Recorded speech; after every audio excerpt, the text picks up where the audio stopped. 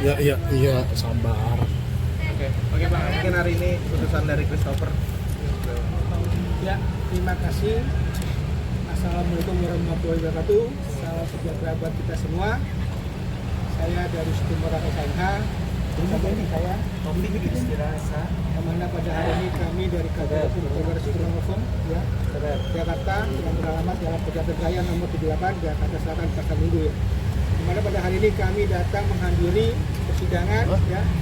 Pada hari ini hari Senin tanggal 22 April tahun 2024 ya. Di mana mungkin dari teman-teman media semua yang pada hari ini hadir ya di pengaduan masyarakat ya terkait agenda hari ini mengenai pesan dari klien kami yang bernama Christopher Stefan Widianto ya.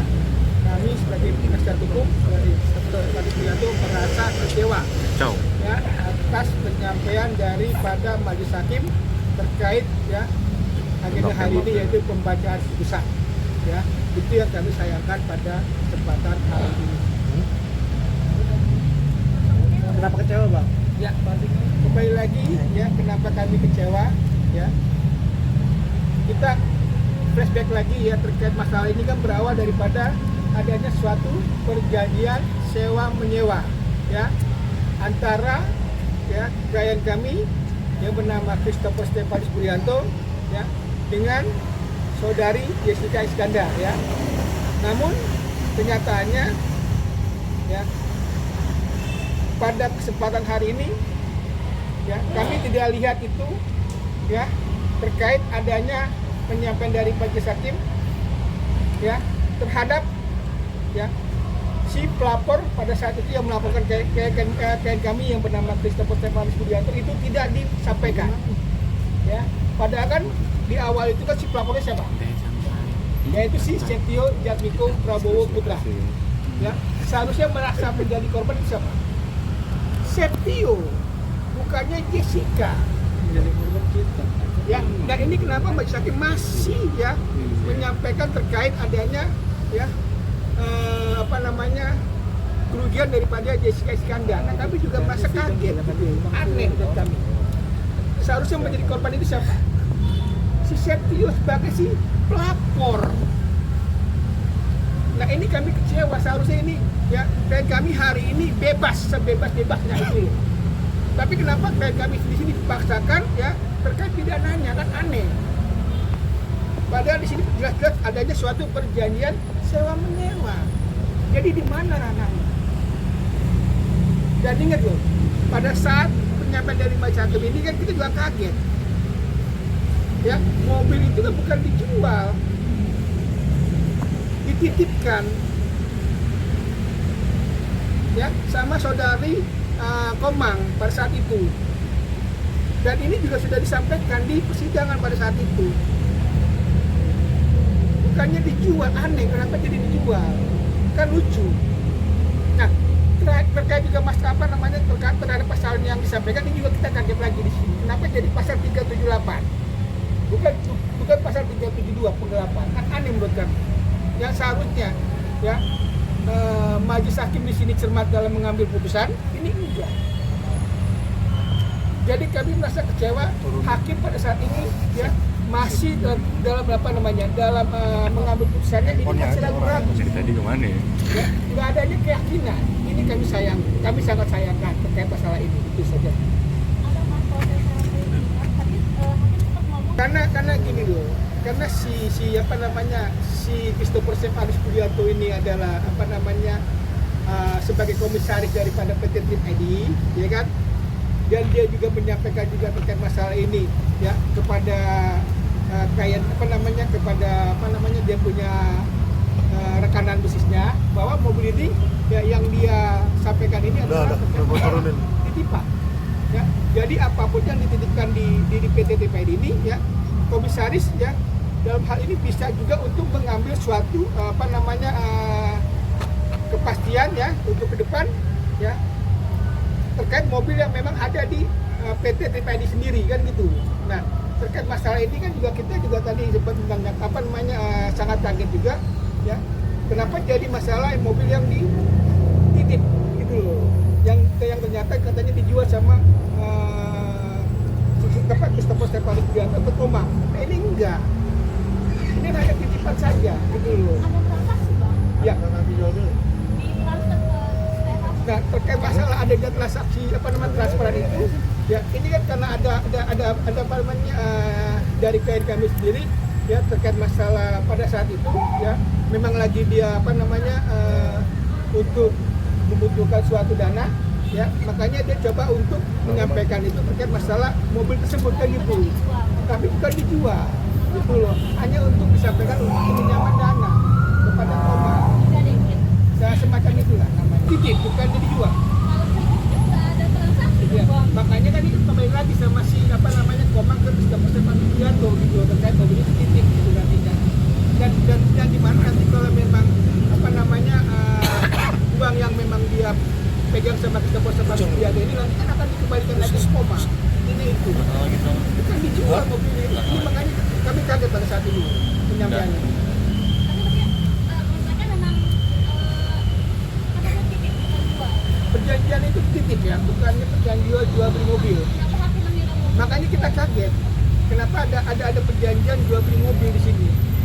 Gitu, yang seharusnya itu kan sebagai ibaratnya kalau orang bilang investasi lah ya, terkait masalah mobil yang dititip ya kepada si saudara Komang, gitu loh, untuk dijual, bukan dijual, untuk dititip kepada saudara Komang supaya ada investasi ke PT pribadi sendiri nantinya, gitu.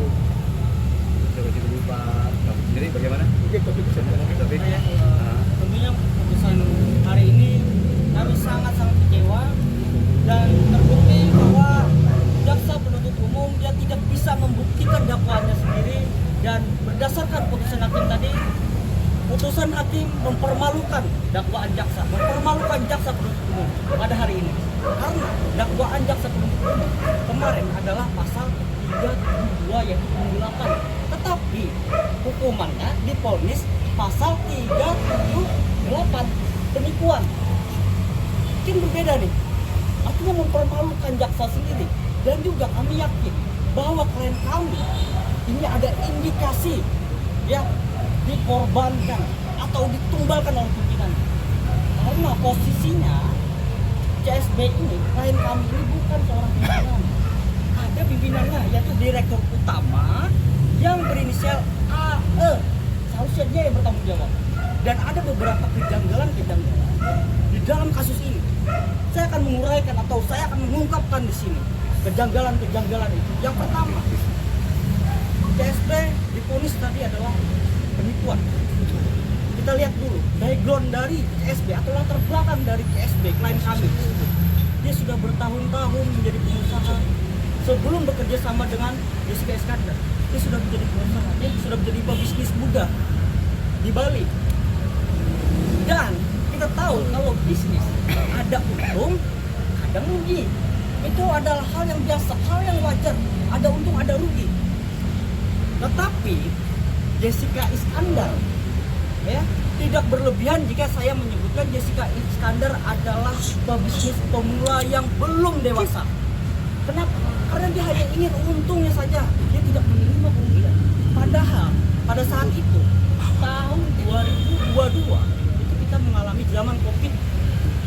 Ini posisinya di Bali, yang mana turis wisatawan tidak bisa datang ke Bali, sehingga apa? Perekonomian Bali, apalagi di Indonesia juga terguncang, dan bisnis perusahaan terguncang, sehingga mau nggak mau Jessica Iskandar harus menerima lapang dada adanya kerugian, sama seperti pengusaha-pengusaha yang lain. Jadi intinya dia harus menerima apa yang memang dia sampaikan pada saat itu, ya, di mana dia sudah menerima keuntungan. Ingat ya, di garis bawahi dia sudah menerima keuntungan pada saat dia melakukan suatu perjanjian sewa menyilang kepada klien kami yang bernama Christopher dan Paris Widianto. Ya, jangan dong ibaratnya dia terima keuntungan, ya, tapi dengan dia kerugian dia nggak mau tanggung jawab, kan lucu. Ini kan soal Aneh sewa menyewa menurut kita. mobil ya Pak? Berawal dari perjanjian sewa menyewa mobil. Tapi kerugian ini maksudnya kerugian apa yang harus diterima oleh Jessica?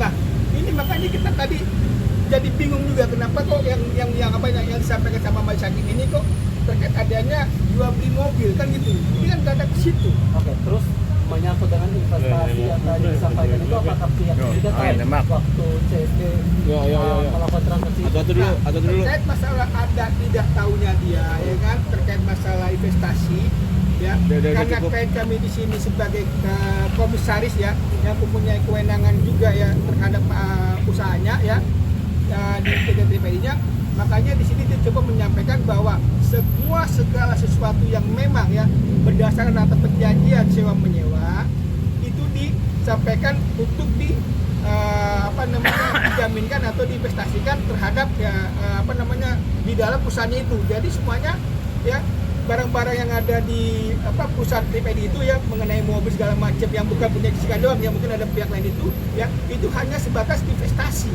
nantinya.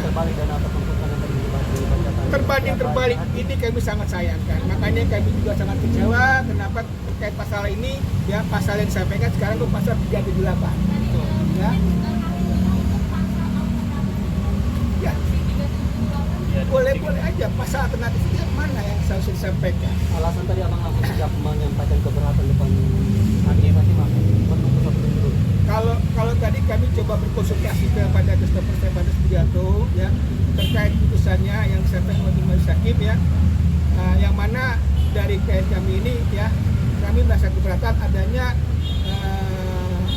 putusan ya terkait vonis yang disampaikan dari Majelis Hakim terhadap klien kami, yaitu 2 tahun 6 bulan. Ini kami sangat sayangkan ya.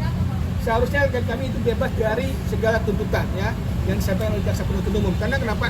Berawal lagi nih, ingat nih, ini yang berawal dari perjanjian sewa menyewa yang memang ranahnya bukan ke arah kepidanaan, namun ke arah kepidanaan keperdataan. Nah, ini kami sangat sayangkan.